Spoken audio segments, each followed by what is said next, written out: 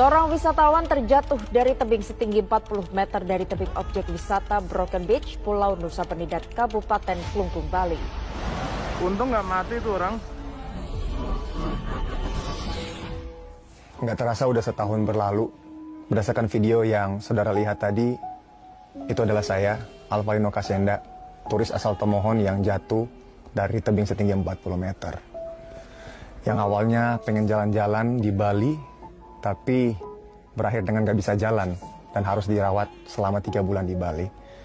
Nah, di tanggal 21 itu, aku udah sewa private tour. Nanti bakal ketemu sama tour guide, tapi di pulaunya langsung di Nusa Penida. Dan aku berangkat seorang diri karena teman-teman yang aku ajakin pada nggak bisa semua. Nah, di tanggal 21 November, aku berangkat pagi-pagi jam 7 dari Pelabuhan Sanur sampai di Pelabuhan Nusa Penida. Tiba kurang lebih sekitar jam setengah 9. Setibanya di sana langsung ketemu sama Bli atau tour guide lokal aku. Terus aku langsung spontan ngomong, Bli, kira-kira boleh nggak aku langsung ke Klingking Beach? Soalnya aku bawa drone kan, pengen ngambil footage di sana. Takutnya kalau kesiangan nanti bakal mendung. Terus Blinya bilang begini, oh nggak bisa, soalnya nanti kita muter-muter. Jadi kita harus ke Broken Beach dulu. Di situ aku bener-bener kayak something wrong nih, kayak nggak puas gitu, terus jantung berdebar-debar, kayak nggak damai sejahtera.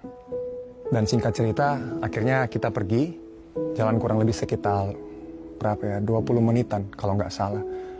Nah, setibanya di sana di Broken Beach, itu rame banget saudara, banyak orang yang lagi ngantri foto kan.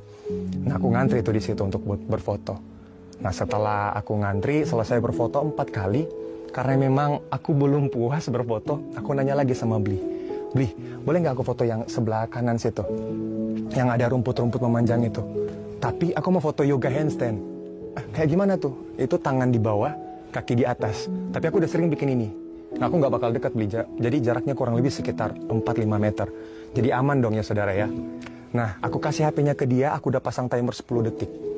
Dan aku yoga handstand-nya arah ke sana, bukan arah ke jurang itu yang setinggi 40 meter.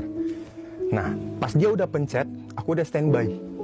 Langsung tangannya gitu kan, kaki udah steady, tangan udah steady. Tiba-tiba hitungan 10, 9, 8, 7, 6, 5. Itu ada angin kencang yang itu bikin tangan aku nggak stabil sampai aku berusaha berdiri lagi. Nah, aku berdirinya itu kayak ada yang menarik ke belakang sampai aku mundur langkahnya ke belakang, saudara. Dan rumput yang aku pikir masih pijakan, itu ternyata cuma rumput kosong yang nggak ada pijakannya yang memanjang ke arah jurang. Jadi aku langsung kepleset dan langsung salto ke belakang. Di situ aku bener-bener ngerasa kayak pasti mati nih. Dalam hati aku keingat itu gitu, dan pikiran aku udah bener-bener panik banget saat itu. Dan aku jatuh dari tebing setinggi 40 meter. Aku cuma ngomong dalam hati, udah gak bisa berkata-kata, udah berserah aja sama Tuhan. Bilang dalam hati, Tuhan Yesus tolong, Tuhan Yesus tolong. Pas aku jatuh itu cepet banget, gak sampai 10 detik. Aku jatuh, landing dengan kaki kanan. Itu di bawahnya karang, saudara. Karang dan ada air setinggi lutut. Kaki kanan aku langsung terpelecok, telapaknya ngadap ke atas. Dan bersyukur banget saat itu ada ombak yang nampung aku jatuh gitu loh. Dan aku percaya itu ombak yang Tuhan kirim.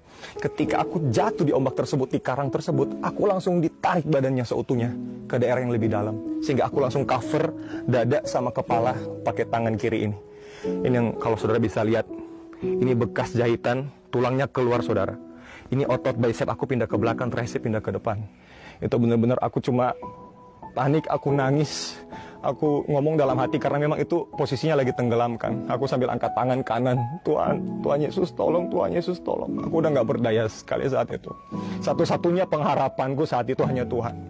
Karena aku pikir saat itu aku bakal meninggal ketika ombak tarik. Karena jujur ya saudara, aku bisa tahan napas itu di dalam air cuma 1 menit. Dan itu hampir 10 menit kejadiannya di dalam situ. Tiba-tiba aku udah berserah.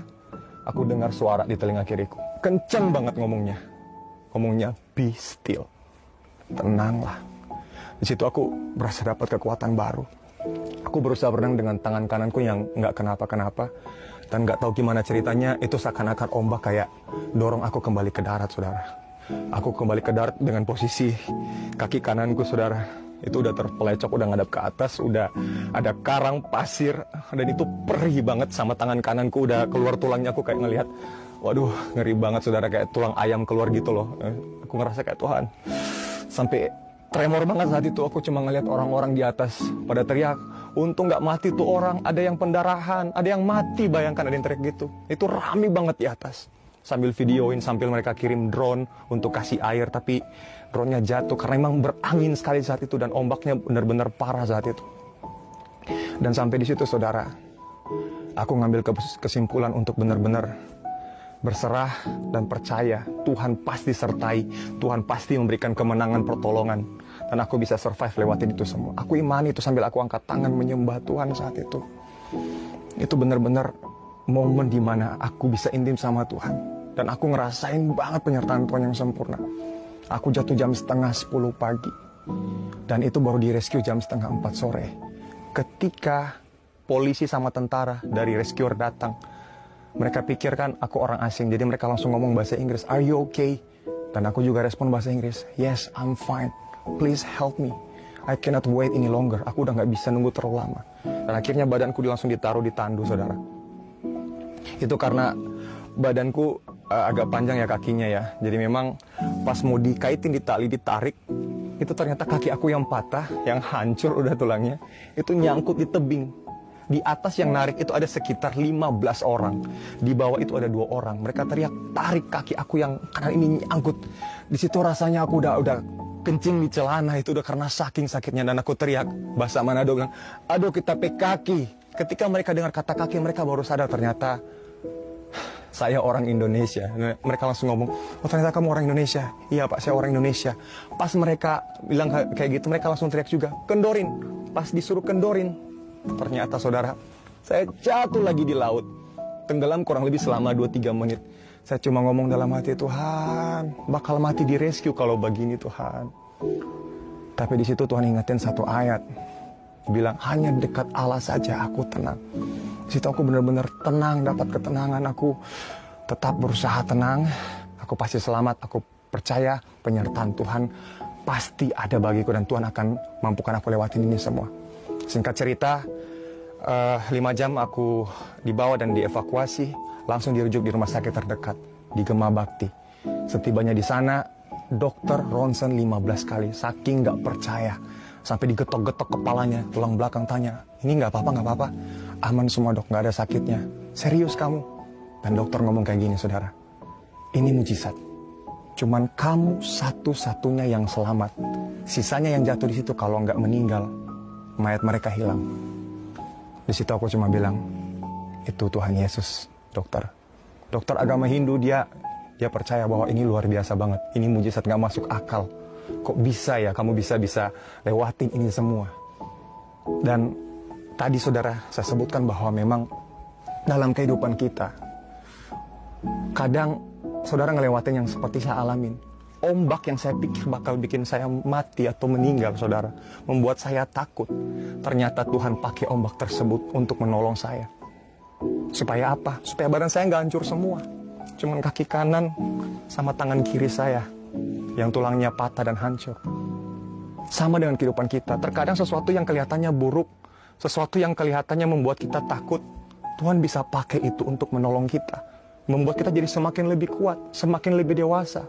Supaya kita mengalami kasih-Nya, mengalami betapa luar biasa kebaikannya dan penyertaannya yang luar biasa dan dahsyat dalam kehidupan kita. Dan aku juga mau bilang ini sama saudara. Aku benar-benar ngalamin penyertaan Tuhan yang sangat luar biasa ketika aku sudah melewati 4 kali operasi. Ya. Jadi Tuhan ingetin bahwa kalau kamu sudah lewatin yang sebelumnya, aku juga akan menyertaimu melewati yang sekarang ini. Ya, melewati rasa sakit, melewati setiap tangisan air mata. Tuhan mampukan kita lewati itu semua. So, apapun permasalahan saudara, apapun pergumulan saudara, sakit, penyakit, terjerat hutang, masalah ekonomi, keluarga, apapun itu, percaya kalau Tuhan bisa tolong aku dengan pertolongannya yang gak masuk akal, bisa selamat, bisa survive. Aku juga percaya lewat kebaikan dan kasih Tuhan, Dia juga akan menolong dan menyertai saudara. melewati apapun yang saudara alami saat ini.